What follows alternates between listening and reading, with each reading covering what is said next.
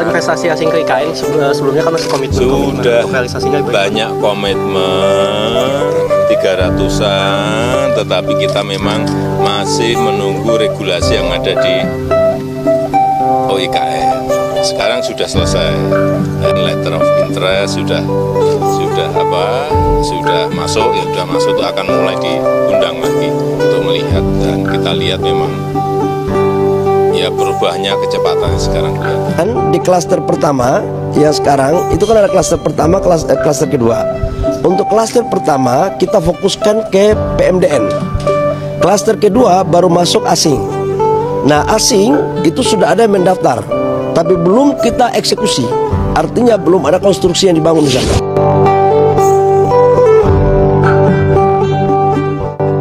Sejumlah calon investor asing telah menyatakan minat untuk menanamkan modal di ibu kota negara IKN Nusantara. Namun, hingga menjelang lengsernya Presiden Joko Widodo, komitmen investasi dari luar negeri tak kunjung terrealisasi.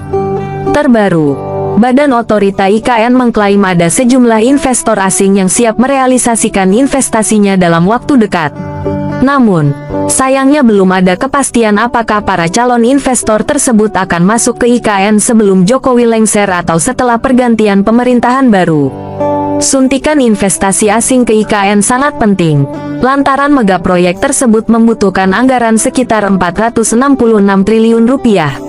Dari total kebutuhan anggaran tersebut, anggaran pendapatan dan belanja negara APBN hanya menyokong sebesar 20%. Sedangkan sisanya diharapkan berasal dari investasi swasta, investasi asing serta BUMN dan BUMD.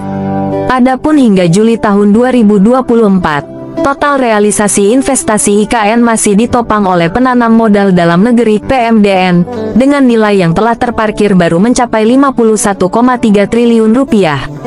Padahal, hingga akhir 2024, investasi yang masuk ditargetkan mencapai 100 triliun rupiah. Deputi Bidang Pendanaan dan Investasi OIKN, Agung Wicaksono, menjelaskan bahwa ke depan akan terdapat 60 investor yang berpeluang besar untuk merealisasikan investasinya di IKN, sedangkan beberapa di antaranya merupakan investor asing yang berasal dari sejumlah negara. Meski tak merinci secara pasti sektor apa yang bakal digarap, Agung memastikan bahwa mayoritas minat investasi asing bakal diguyurkan pada sektor properti. Adapun, hingga periode awal Juli tahun 2024, Agung menjelaskan bahwa surat minat investasi atau Letter of Intent (LOI) hingga periode awal Agustus telah mencapai 475 surat. Akan tetapi, dari 475 surat minat tersebut, Basuki sebelumnya sempat mengabarkan bahwa hanya terdapat 220 surat yang dinyatakan lolos tahap kurasi OIKN dan dinyatakan layak investasi. Dalam rangka mempercepat realisasi investasi khususnya asing di IKN, Presiden Joko Widodo, telah menerbitkan Keputusan Presiden, Kepres Nomor 25 Tahun 2024 tentang Satgas Percepatan Investasi IKN. Juru bicara Kementerian PUPR, Endra S. Atmawijaja, menjelaskan pembentukan Satgas tersebut diharapkan dapat mendorong investasi IKN mencapai target 100 triliun rupiah sepanjang 2024. Endra juga menjelaskan terdapat 60 badan usaha yang telah serius menyampaikan komitmennya untuk investasi di ibu kota baru. Sejalan dengan hal itu, Endra optimistis target investasi IKN tembus 100 triliun rupiah sepanjang 2024 dapat terrealisasi. Pada kesempatan yang sama, Basuki juga menyebut bahwa rencana pembentukan Satgas Investasi IKN sudah dilakukan sejak lama. Hal itu dilakukan tak lain untuk menyuburkan iklim investasi di IKN.